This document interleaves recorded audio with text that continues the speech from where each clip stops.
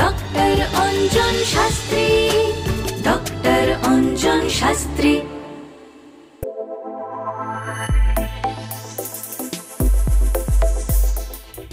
সবাইকে স্বাগত জানিয়ে শুরু করছি জ্যোতিষ অঙ্গনে অঞ্জন, এবং অবশ্যই আপনাদের অত্যন্ত প্রিয় জ্যোতিষী ডক্টর অঞ্জন শাস্ত্রী উপস্থিত হয়ে গেছেন আপনাদের জন্য। এবং আমরা যেটা এখন শুরু করেছি সেটা হচ্ছে যে 2026 রাশি অনুযায়ী ওভারঅল একটা জেনারেল একটা প্রেডিকশন যে কেমন যাবে সেই বার্তা আপনাদের কাছে পৌঁছে দিচ্ছি।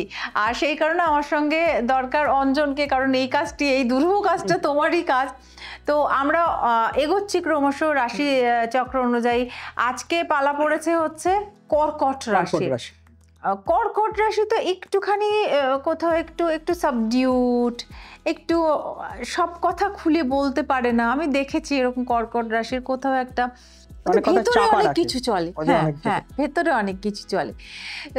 তো ওয়াটার সাইন মনে হয় কর্কট, মানে যেটাকে সাইন অনুযায়ী বলে কর্কট মনে হচ্ছে কাকড়া।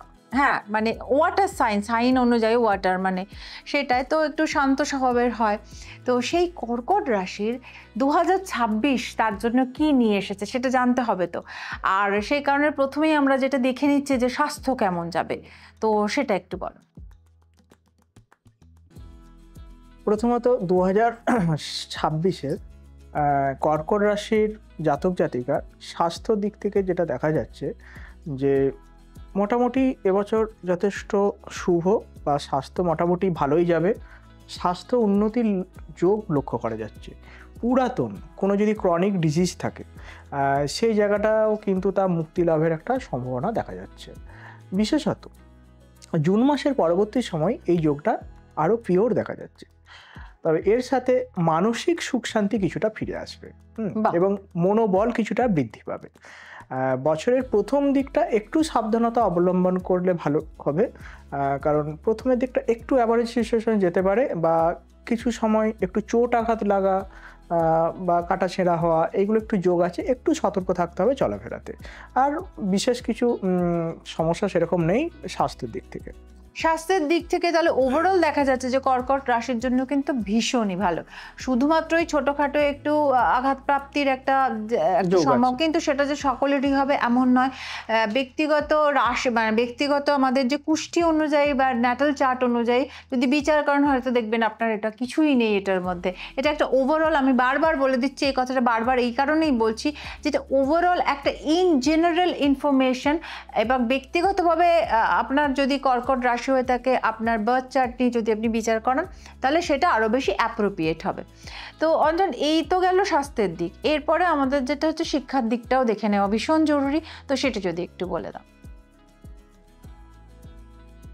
যে কর্কট রাশির ক্ষেত্রে শিক্ষা স্থানটি কিন্তু এবছর যে বাল্য শিক্ষা ক্ষেত্রে যারা আছে তাদের ক্ষেত্রে যথেষ্ট একটা সাফল্য আসবে।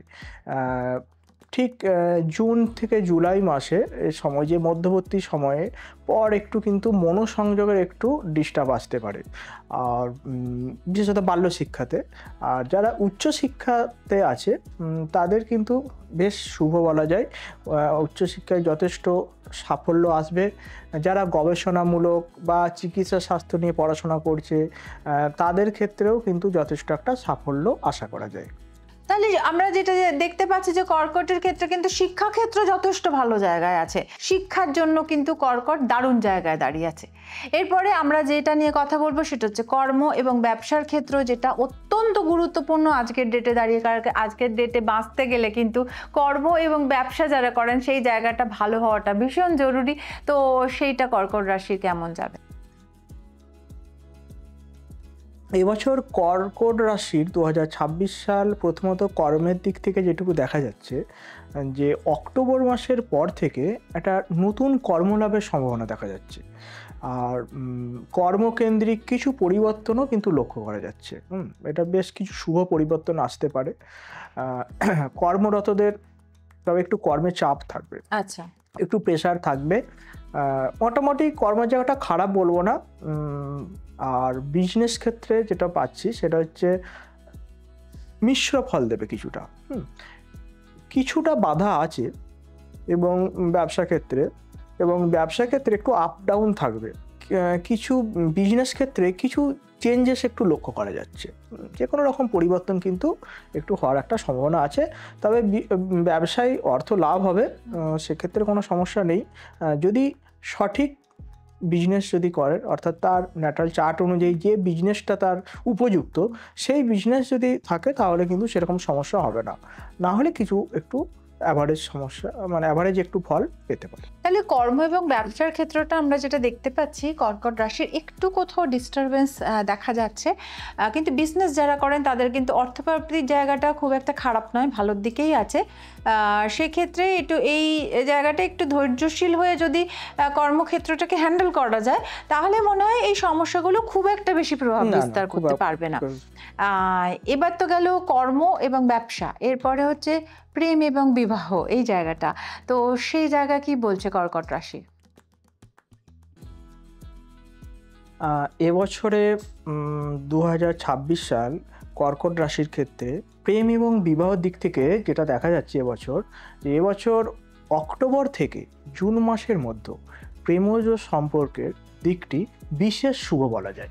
এই সময় নতুন কোনো সম্পর্ক স্থাপন হতে পারে, অর্থাৎ যারা এই সময় চেষ্টা করছেন যে প্রপোজ করবে কাউকে, সেটা কিন্তু এই সময় একটা শুভ সময়।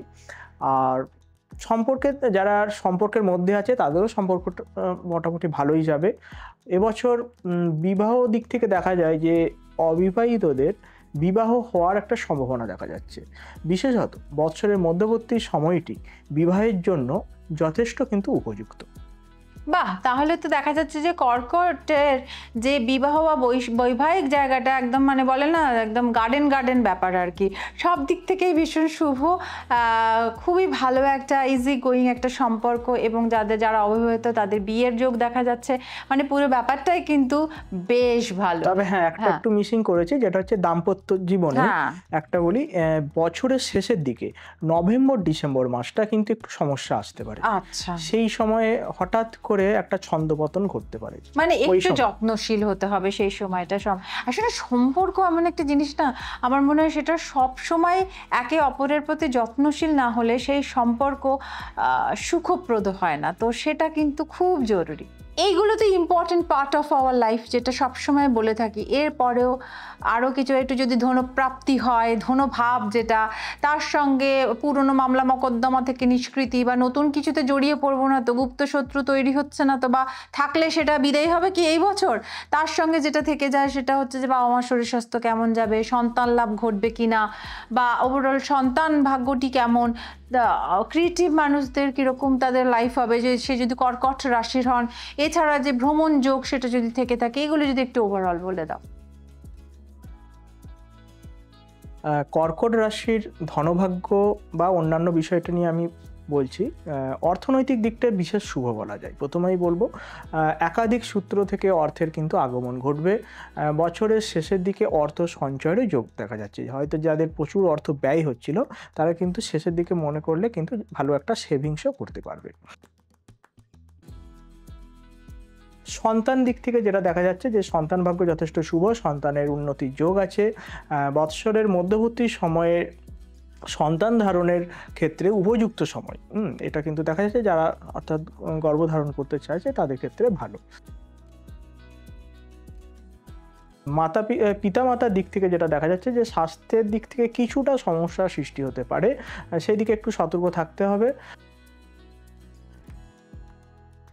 বাড়ি গাড়ির দিক থেকে দেখা যাচ্ছে যে বছরের প্রথম দিকটায় বাড়ি বা গাড়ি এগুলো ক্রয়ের যোগ দেখা যাচ্ছে। যদি আপনার জন্মছকে এই যোগ থাকে তাহলে কিন্তু আপনারা ক্রয় করতে পারেন। মামলা মকদ্দমা থাকলে তা কিন্তু নিষ্পত্তি হওয়ার সম্ভাবনা আছে। যদি একটু তদারকি করেন, অবশ্যই সে জায়গাটা থেকে কিন্তু একটা সমাধানের জায়গা বেরিয়ে আসবে।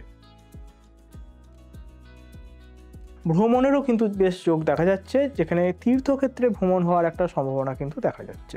সামগ্রিকভাবে যদি বলি, এবছরটি মোটামুটি একটা মধ্যম প্রকার বলা যায়। ভাগ্যক্ষেত্রে কিছু বাধা বিঘ্ন আসবে, কিন্তু তার মধ্যেও বেশ কিছুটা অগ্রগতিরও সুযোগ কিন্তু আসবে।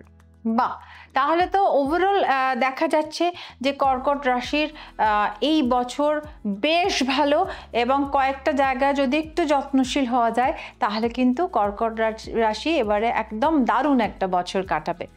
আর আমাদের এই ধরনের ইনফরমেশন আপনারা যদি পেতে চান, এই ধরনের এপিসোড যদি দেখতে চান, অবশ্যই জ্যোতিষঙ্গনে অঞ্জনী ইউটিউব চ্যানেলটি সাবস্ক্রাইব করে নেবেন এখনও যারা সাবস্ক্রাইব করেননি, আর বেল আইকনটি প্রেস করে দেবেন যাতে সমস্ত নতুন নতুন নোটিফিকেশন আপনাদের কাছে পৌঁছে যায়। একটু লাইক করে দেবেন, আর ভালো লাগলে অবশ্যই বন্ধুদের সঙ্গে ভালোবাসা আর ভালো লাগার মানুষের সঙ্গে শেয়ার করবেন যাতে আমরা একটু পৌঁছে যাই তাদের কাছেও।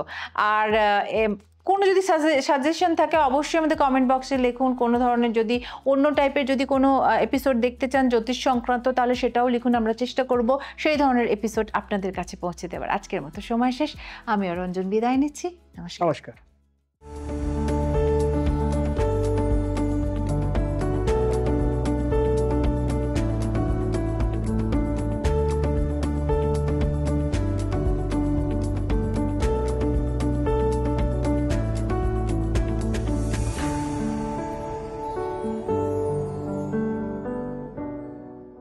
ডক্টর অঞ্জন শাস্ত্রী।